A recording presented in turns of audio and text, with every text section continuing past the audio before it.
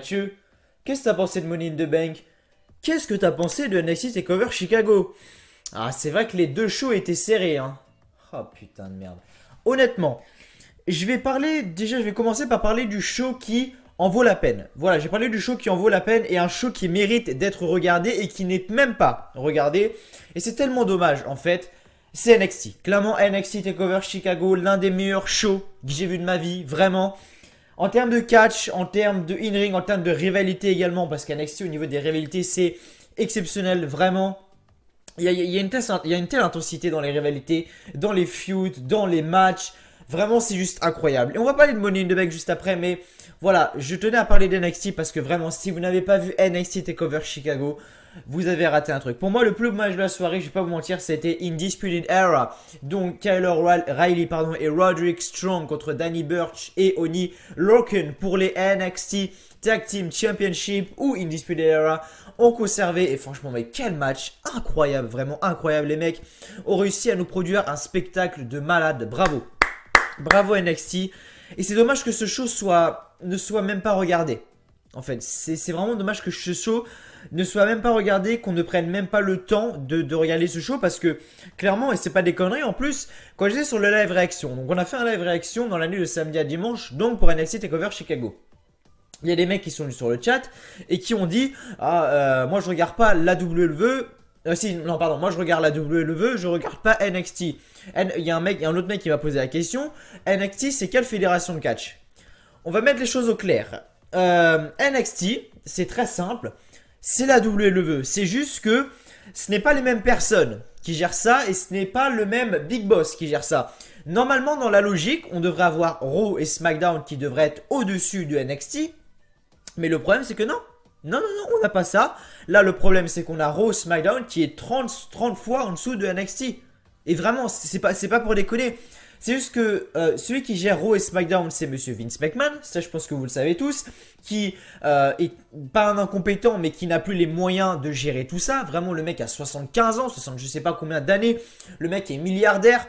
Il peut arrêter du jour au lendemain et j'ai envie qu'il arrête. Vraiment parce que j'en peux plus. Et de l'autre côté, à NXT, on a Triple H qui fait juste un boulot de malade. Qui arrive à, voilà, nous surprendre chaque semaine et nous faire des shows de qualité, vraiment. Donc bravo à Triple H, bravo à NXT, vraiment un grand félicitations à vous. Et voilà, Money in the Bank. Money in the Bank. Encore Money in the Bank, c'est, voilà. C'est pas que c'est pas terrible, c'est que les gens ont craché sur le show. Vraiment, honnêtement, j'ai regardé sur Twitter, je crois que c'est la première fois. Et encore sur Twitter, ça m'a étonné parce que sur Twitter, généralement, c'est des gens qui ont tendance à justement gober un peu ce que la WWE leur donne. En gros, c'est des gens qui, voilà, on leur donne des trucs, voilà, oh là là, je suis trop content. Même si Roman Reigns dit normal, oh là là, j'espère que Roman Reigns va gagner. Il mérite tellement mieux que Roman Reigns, alors qu'en réalité, la feud, les personnes qui s'intéressent vraiment, tout le monde s'en contrecarre les couilles en fait. Et voilà, donc j'ai vu ça, et même sur Twitter, je me suis étonné, tout le monde dit oh là là, Money in the Bank, nul, etc. À un moment, Sasha Banks, je sais plus si c'était quand Sasha Banks, à un moment, elle a pris un truc au dos. Alors j'ai regardé le show en highlight. J'ai pas regardé en direct parce que je travaille et j'ai regardé le show en highlight.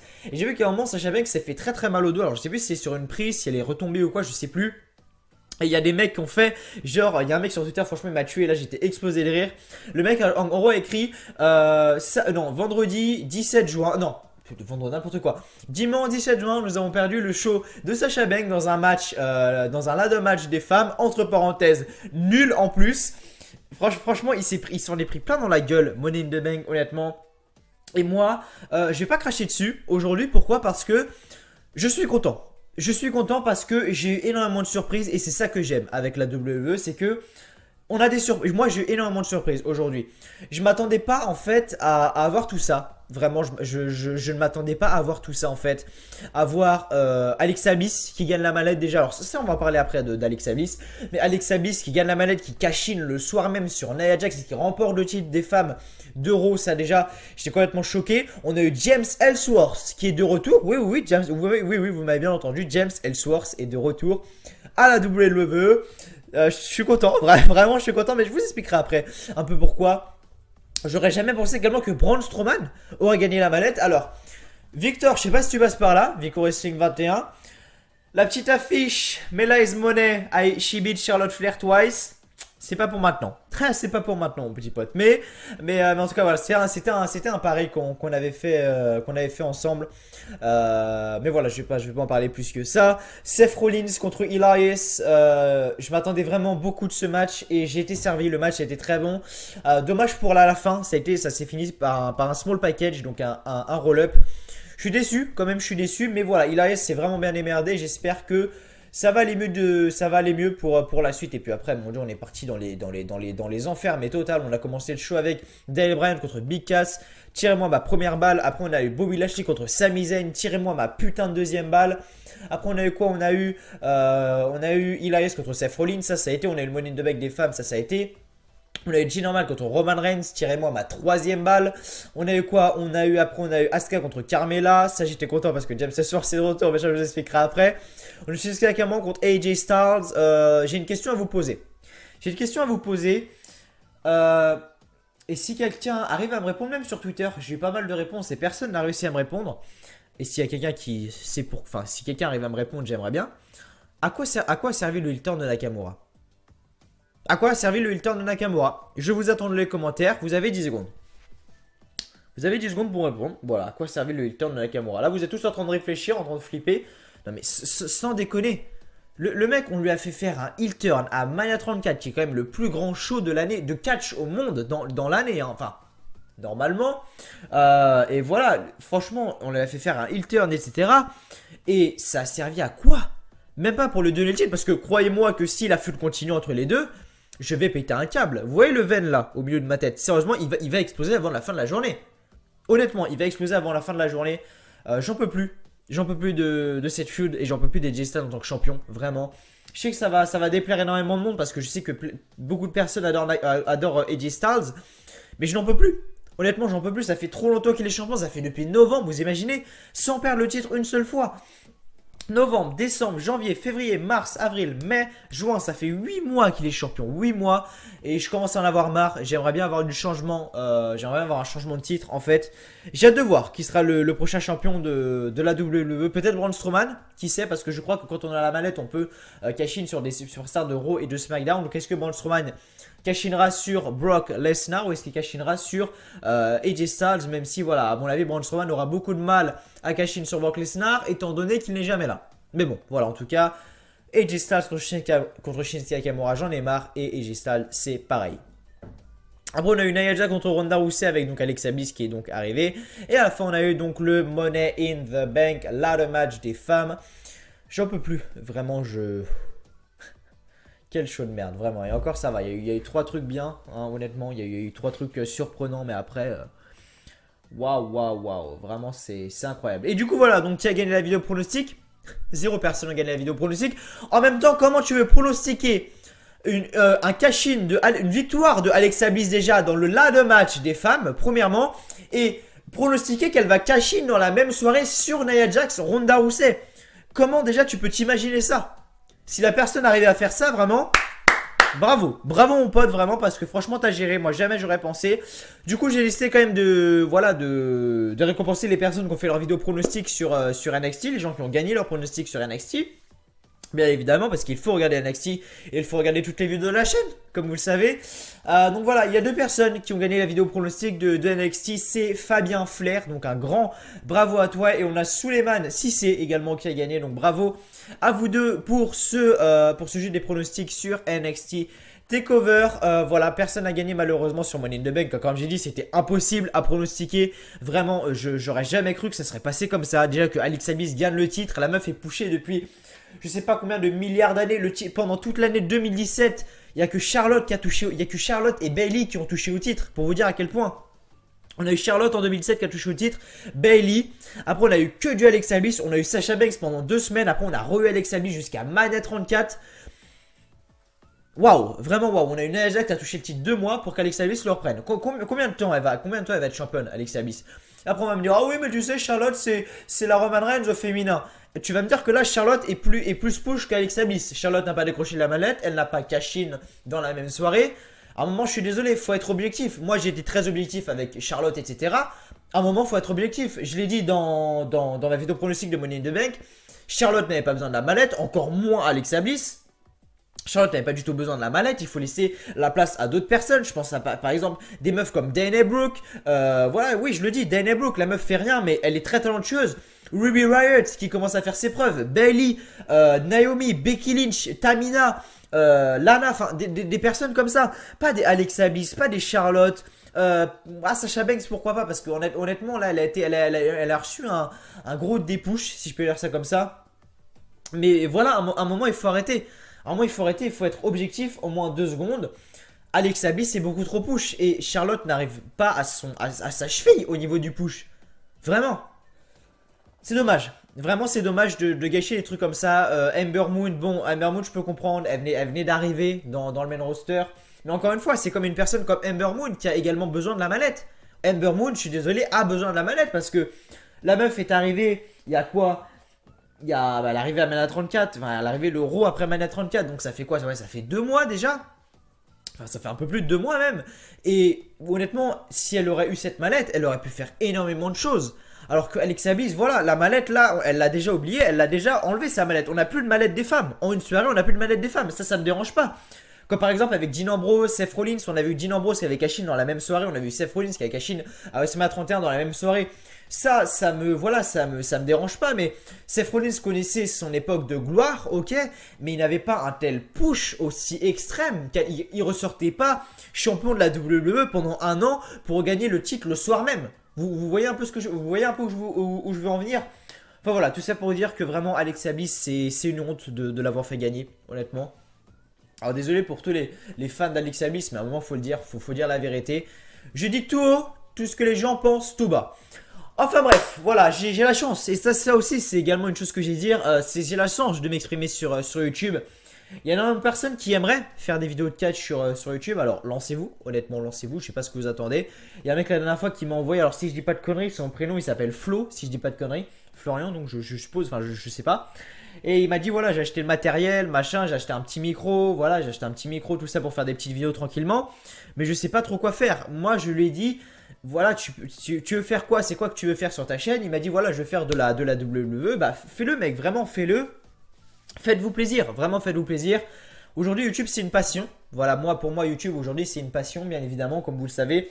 Je prends énormément de plaisir à faire ça. Ça prend énormément beaucoup de temps de faire ça. Faut pas croire que voilà, on enregistre, boum boum, on upload sur YouTube, voilà, c'est fini. Non, non, il y a énormément de choses qui se passent derrière. On a le montage à faire, on a la miniature à faire, on a l'upload à faire, on a les réglages, les playlists, etc. Enfin, vraiment, c'est un truc incroyable de gérer une chaîne YouTube. Ça prend énormément de temps. Donc du coup, voilà. En tout cas, si vous voulez, voilà, une chose que je peux vous conseiller aussi, si vous voulez vous lancer sur YouTube, vraiment, faites-le sérieusement. Faites pas genre une vidéo tous les mois, ça sert strictement à rien. Faites au moins 2-3 vidéos maximum par semaine au début. Voilà, pour histoire de vous faire connaître, etc. Et puis voilà. Du coup, bref, on va commencer de parler de Money in the Bank quand même, hein. On va parler de Money in the Bank, bien évidemment, parce que c'est un peu le sujet principal de la vidéo. Avant de commencer, bien évidemment, le petit like, le petit pouce bleu si vous l'avez toujours pas fait. Voilà, ça motive, ça fait plaisir et ça m'aide à avancer sur YouTube. Donc voilà, un petit pouce bleu, ça fait toujours plaisir. Merci à vous, comme d'habitude. Du coup, voilà, n'hésitez pas à vous abonner. Également, n'hésitez pas à vous abonner pour ne rien manquer sur cette chaîne. Si vous venez de découvrir sur cette chaîne, ici, il y a des reviews de Raw, des reviews de SmackDown. Donc voilà, abonnez-vous et likez si vous aimez ce que vous voyez. N'hésitez pas à mettre un petit commentaire également pour dire ce que vous avez pensé du show. Après, peut-être pas mal de personnes vont dire comment ça se fait que cette nuit, parce que cette nuit il y avait un live réaction pour Money in the Bank. Alors ce n'est pas moi qui gérais, c'était Mathieu de la chaîne Attitude Catch. Il faut savoir que le live a été coupé en pleine nuit parce que Mathieu a de gros problèmes de connexion, a des coupures de courant, etc. Et donc vraiment c'est très compliqué pour lui et malheureusement comme d'habitude, avec la chance que j'ai, c'est arrivé et du coup le live a coupé, il n'a pas pu le redémarrer après. Enfin voilà, c'était vraiment toute une galère. Mais bon, voilà, c'était vraiment toute une galère. Mais bon, voilà, qu'est-ce que vous voulez que je vous dise après? On verra bien. Comme on dit, on n'est jamais mieux servi que par soi-même. Bref, Money in the Bank, on va tout de suite entrer dans la revue du show. Donc on a eu le kick-off en premier. Donc où était le show? Donc c'était à Rosemont dans l'Illinois. Les commentateurs sont Michael Cole, Corey Graves et Jonathan Coachman. Le plus gros suceur de beat de tous les temps, Jonathan Coachman. Sérieusement, le mec dit toujours du positif, le mec n'est jamais négatif. Corey Graves, j'adore ce commentateur parce que le mec, voilà, voilà, c'est c'est un peu le mec qui va chercher comme on dit, comment, c'est quoi l'expression déjà? Je sais plus c'est quoi l'expression, mais c'est lui qui va chercher les pins sous le pied, ou je sais plus, enfin c'est une expression comme ça, une expression de merde, enfin bref, vous m'avez compris je pense. Après mon commentateur préféré, comme vous le savez, c'est celui d'NXT, c'est Mauro Ranallo, et ensuite du côté de SmackDown, on avait Tom Phillips, Corey Graves et Baron Saxton, si j'ai pas de conneries, oui c'est ça, Baron Saxton. On a eu le kick-off avec Bludgeon Brother contre le club, les Bludgeon Brothers ont conservé le titre. Tout à fait normal, de toute façon il n'y avait aucune feud, il n'y avait aucun intérêt, c'était nul, vraiment on va pas se voiler les culs, c'était nul, voilà, c'était vraiment nul. Et puis voilà, du coup c'est tout ce que j'ai à dire. Également, en fait je viens de repenser à un truc là. Attendez, je viens de repenser à un truc. Mathieu ne m'a pas envoyé le layout. Mathieu ne m'a pas envoyé, ah oui. Ah merde, donc ça veut dire que là en fait, j'ai toujours Nia Jax avec le titre sur les épaules. Ah merde. Oh c'est pas grave, au pire ça passera. Au pire ça passera. Je viens d'y tilter. Donc désolé encore une fois si le layout, il n'y a pas Alexa Bliss avec le titre ici. Je suis vraiment désolé. Ce sera Nia Jax sur le layout. Je viens de tilter. Désolé. Voilà, Bludgeon Brothers ont conservé les titres. Tout à fait normal. Daniel Bryan contre Big Cass. Victoire de Daniel Bryan qui gagne avec un Yes Lock. C'est super. Qu'est-ce que va faire Daniel Bryan après? On sait pas. On verra bien. On verra bien, mais je crois en Daniel Bryan. Vraiment, je crois en Daniel Bryan. Bobby Lashley contre Sami Zayn. Pourquoi ce match est là? Encore une fois, je suis désolé, mais j'ai même pas envie d'en parler. C'est juste de la merde, en fait. On nous donne à bouffer parce qu'il faut nous donner à bouffer, en fait, en tant que fan. C'est incroyable, vraiment. Bobby Lashley gagne ce match, pardon. Qu'est-ce que vous voulez que je vous dise? Qu'est-ce que vous voulez que je vous dise? Seth Rollins contre Elias. Voilà, enfin quelque chose d'intéressant. Seth Rollins a conservé avec un small package, avec un roll-up sur Elias. Bravo Rollins. Voilà, tout à fait. Est-ce que la feud va continuer? J'en sais rien. Mais j'espère que la feud va continuer et que Elias va remporter le titre la prochaine fois. Donc peut-être à SummerSlam. Parce que là on a Extreme Rules qui est le 15 juillet. Donc peut-être que Seth Rollins redéfendra son titre contre Elias et Elias gagnera ce match. Mais en tout cas voilà, bravo à Seth Rollins et bravo à Elias. Vraiment très très bonne prestation pour les deux. Ensuite, on a eu le Money in the Bank là, le match des femmes. Encore une fois, Becky Lynch est passée à ça d'être la Mrs. Money in the Bank du coup. Des femmes, donc on avait Lana, Natalia, Alexa Bliss, Charlotte, Ember Moon, Becky Lynch, Naomi et Sasha Banks. Donc il y avait 8 femmes et c'est Alexa Bliss qui a réussi à décrocher cette mallette. Donc j'ai donné mon point de vue sur Alexa Bliss. Je comptais le donner maintenant, mais je l'ai donné un peu avant. Donc voilà. Après on a eu quoi? On a eu G-Normal contre Roman Reigns. Là c'est tirez-moi une balle dans le crâne s'il vous plaît. Roman Reigns a gagné, mais sans aucun suspense encore une fois, parce que Roman Reigns de toute façon j'ai pas d'exemple à donner, mais c'est juste désespérant en fait de voir qu'un mec soit autant push. En fait c'est incroyable, vraiment incroyable. Je pense que c'est le meilleur moment du show là. Asuka contre Carmella. Asuka contre Carmella. Carmella a conservé le titre et ça je l'avais dit. Vous m'avez dit non mais Mathieu ce sera impossible. Asuka elle est trop bonne dans le ring etc. Carmella elle arrivera jamais et tout ça. Je vous avais dit les gars calmez-vous. Vous allez voir il va y avoir un truc. Carmella va gagner mais elle ne va pas gagner clean. Et c'est ce qui s'est passé. En plein match comme ça, donc le match se déroulait à machin. Asuka commençait à prendre le dessus. Et là on voit une Asuka. On voit une deuxième Asuka qui arrive, donc c'est une personne déguisée en Asuka, donc elle avait le costume entier de Asuka avec un masque. Et là Asuka commençait à regarder un petit peu comme ça, elle disait mais qui c'est ça? Et donc Carmella fait un roll-up derrière Asuka, sauf que Asuka se dégage, et elle balance Carmella de l'autre côté du ring, et là il retire son masque et on voit c'est qui? On voit c'est James Ellsworth. James Ellsworth est de retour à la WWE et Carmella lui met un énorme super kick et donc gagne ce match. Donc voilà, je suis vraiment très content du retour de James Ellsworth. Tous ceux qui vont dire ah, James Ellsworth fait cela, moi en tout cas je suis vraiment content de le revoir parce que ce mec vraiment c'était des énormes barres et puis si je peux me retaper autant de barres qu'auparavant, parce que ça se trouve James Ellsworth c'est la chose qui sera le plus intéressant et le plus intriguant à SmackDown pour vous dire à quel point. Mais du coup voilà, après on a eu AJ Styles contre Shinsuke Nakamura. Encore une fois, à quoi servit son putain de turn à Nakamura? AJ Styles a gagné. Est-ce que le match était bon? Pour moi, oui, le match était bon. Ça a été le meilleur. C'était le meilleur match depuis WrestleMania 34, Greatest Royal Rumble, Backlash. Pour moi, c'était vraiment Le meilleur match, ce qui s'est passé, c'est qu'à la fin, du coup, AJ Styles a fait un phenomenal forearm. Donc, il est monté sur la troisième. Donc, et Shinsuke Nakamura était sur la table et il s'est relevé. AJ Styles a fait un phenomenal forearm sur la table. Et donc, la table s'est brisée. Et l'arbitre a fait le compte de 10 et AJ Styles a gagné ce match. Ensuite, Nia Jax contre Ronda Rousey.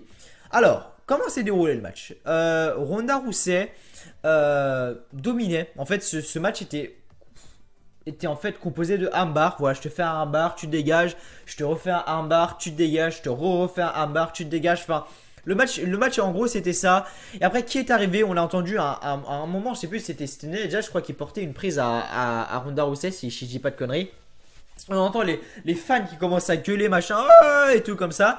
Et on a Alexa Bliss qui prend la mallette, qui commence à taper Ronda Rousey. Donc Ronda Rousey gagne, entre guillemets, par disqualification.